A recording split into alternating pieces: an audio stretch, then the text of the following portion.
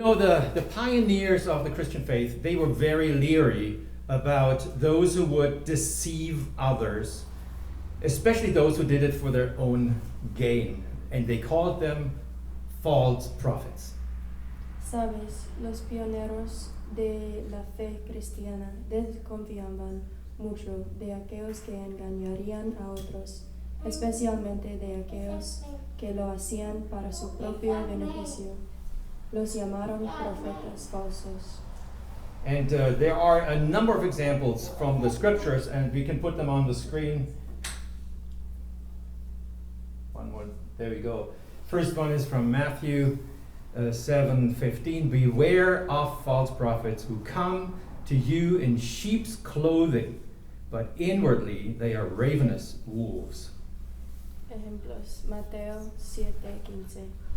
Cuidado con los profetas falsos, que vienen a vosotros con vestidos de ovejas, pero por dentro son lobos rapaces. 1 John 4:1. Beloved, do not believe every spirit, but test the spirits to see whether they are from God, for many false prophets have gone out into the world. 1 Juan 4:1. Amados, no crean a todo espíritu, sino probad los espíritus si son de Dios, porque muchos profetas falsos han salido por el mundo. And Jeremiah 23:26. How long shall there be lies in the heart of the prophets who prophesy lies and who prophesy the deceit of their own heart? Jeremías 23:26. ¿Hasta cuándo habrá mentira en el corazón de los profetas que profetizan mentira y que profetizan el engaño de su propio corazón? Yes, there are false prophets out there in the world today, and unfortunately, it's a tragedy, but in America today, more people believe in outlandish conspiracy theories than ever before. Sí, hoy también hay profetas falsos que engañan a muchos y es una tragedia. En los Estados Unidos de hoy, más personas creen teorías de conspiración extravagantes que nunca. And they aren't just religious false prophets. QAnon, for example, is a group that believes that wealthy celebrities and Democrats are involved in child sex trafficking and that they actually eat human flesh. Y no son solo profetas falsos religiosos. QAnon, por ejemplo, es un grupo que cree que las celebridades ricas y los demócratas están involucrados en una red de tráfico sexual infantil y que comen humanos. It has a following of about 30 million US Americans today. Isn't that sad? Tiene seguidores de unos 30 millones de estadounidenses. Pero lamentablemente cierto. And here's the thing that makes me scratch my head the most.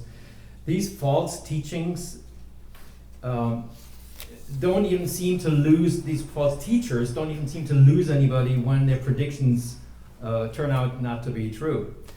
I don't know if you remember, but when QAnon predicted that Trump would be reinstated of August of 2021, and that didn't come true, of course, duh. The group continued to exist, and they came up with excuses and new predictions, and like nothing ever happened. Y esto es lo que más me hace rascarme la cabeza.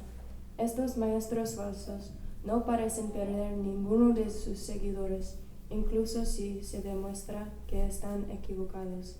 Por ejemplo, cuando las predicciones de QAnon sobre la reincorporación de Trump en agosto de 2021 no se hicieron realidad, el grupo siguió existiendo y presentó algunas excusas y nuevas predicciones.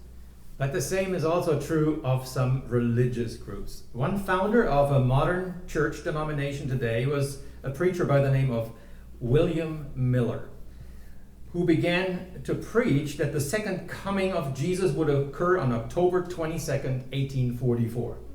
Lo mismo ocurre con algunos grupos religiosos. Un fundador de una denominación de Iglesia moderna fue un predicador llamado William Miller, quien comenzó a predicar que la segunda venida de Jesús ocurriría en el 22 de octubre de 1844. Get this, he amassed 100,000 believers, and they were all waiting and watching on that day for Christ to return.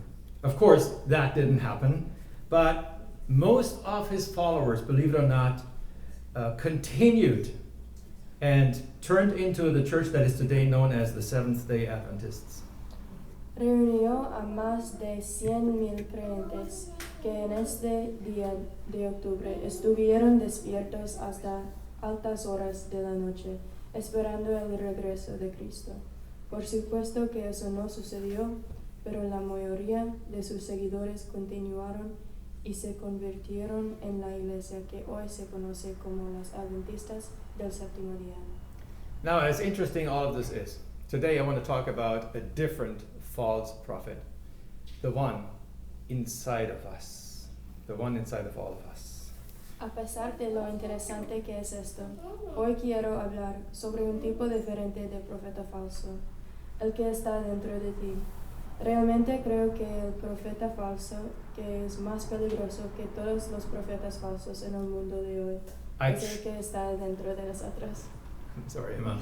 I truly believe that the false prophet that is inside of us is more dangerous than all the other false prophets in the world today.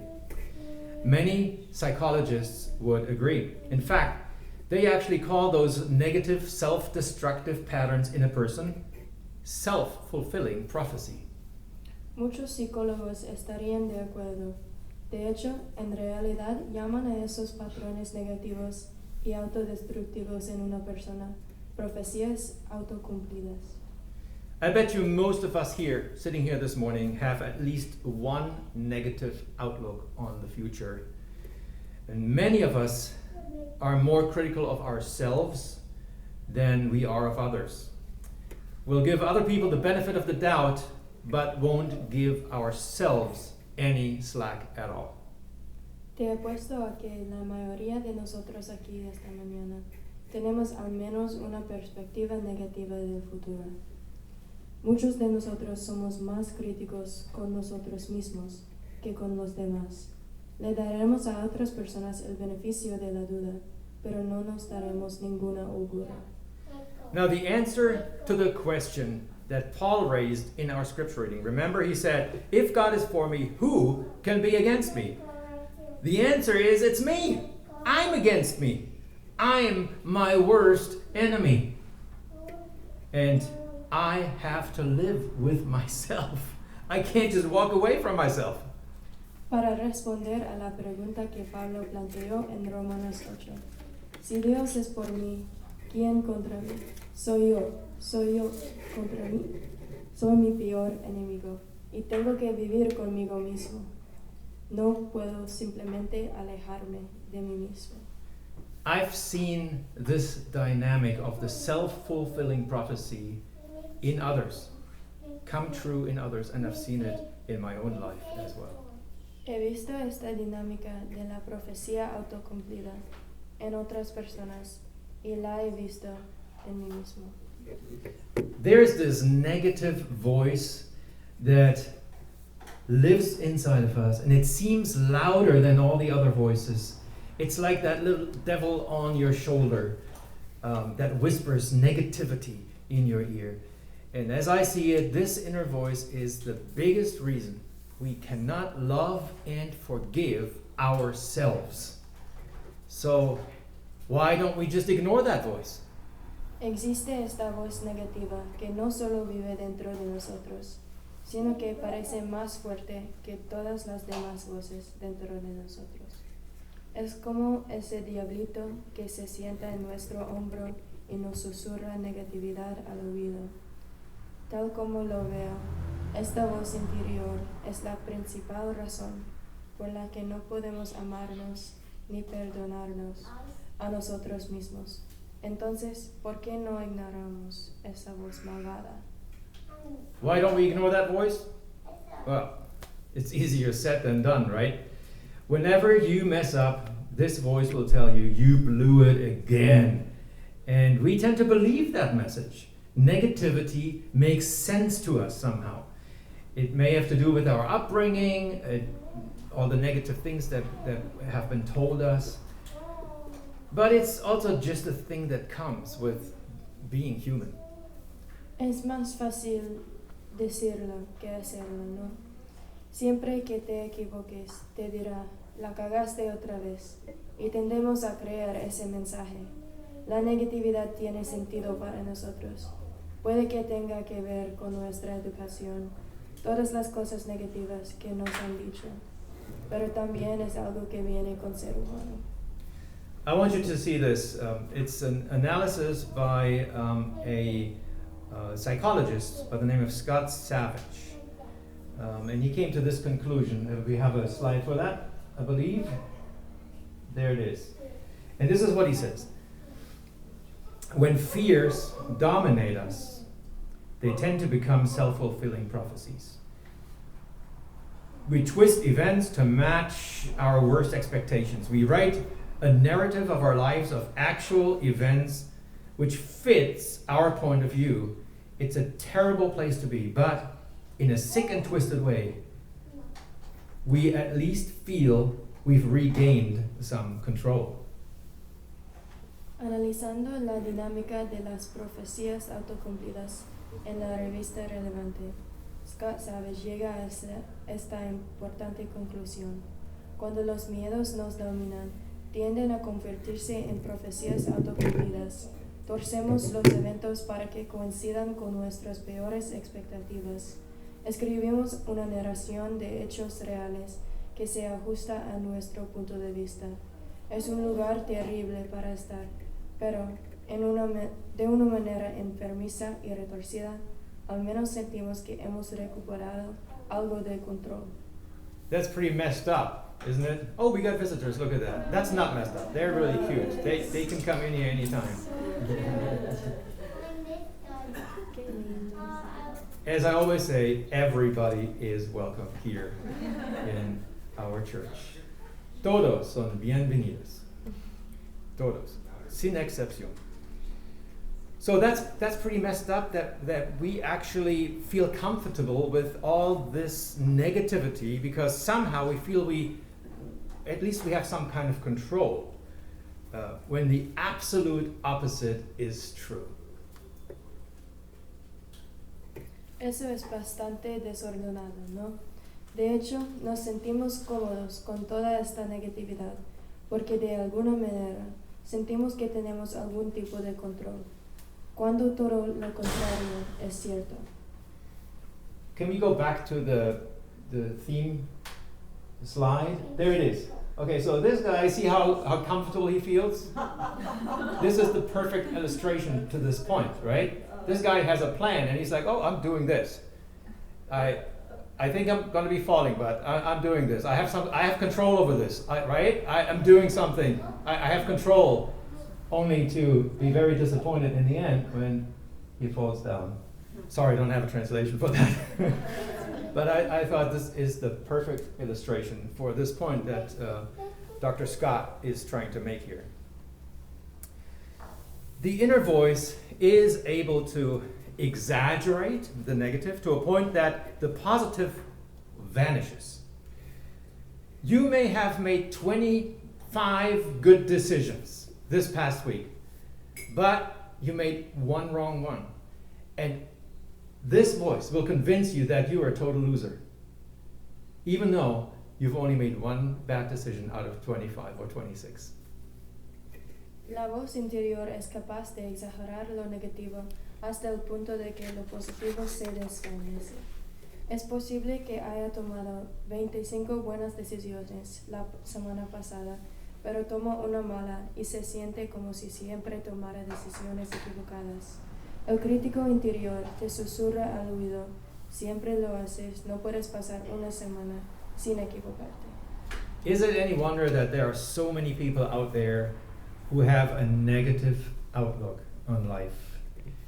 Is it any wonder that there are so many good Christians in this world who think that they are on God's bad side because they messed up?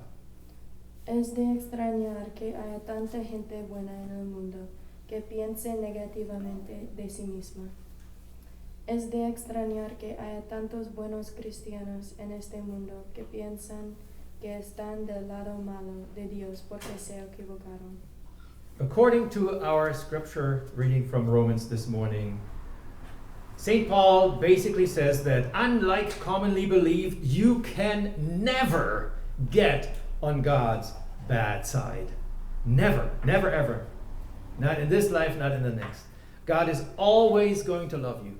God is always going to be proud of you and support you. You are God's child.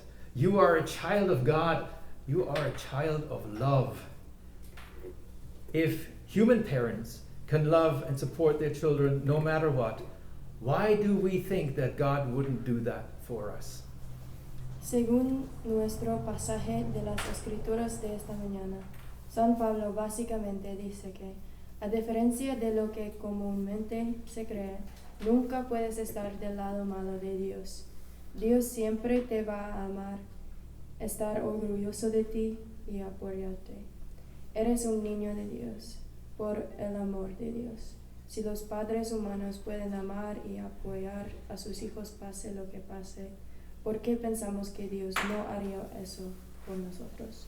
The thing is, unless we become aware of this negative voice in our lives and put it in its place, we can actually go down that road of negativity where all of our worst fears and our bad expectations will come true. Es que a menos que nos demos cuenta de esta dinámica negativa en nuestras vidas y conscientemente pongamos esa voz negativa en su lugar, en realidad podemos ir por ese camino de negatividad, donde todos nuestros peores miedos, nuestras malas expectativas, se hacen realidad. This morning, I want to encourage you to counter this negative voice when it rears its ugly head. Don't believe it. Start believing in yourself. You are a good person. You are a Christian. You are God's child. You are capable, and you have the power to forge your own successful future with the help of God. Esta mañana quiero animarlos a contrarrestar esta voz cada vez que asoma su fea cabeza. No te lo creas. Empieza a creer en ti. Eres una buena persona, eres capaz y tienes el poder de forjar tu propio futuro exitoso con la ayuda de Dios. So I want to conclude this morning the way we started. I want to read these words by St. Paul again. I want you to listen to these words once again. Quiero concluir haciendo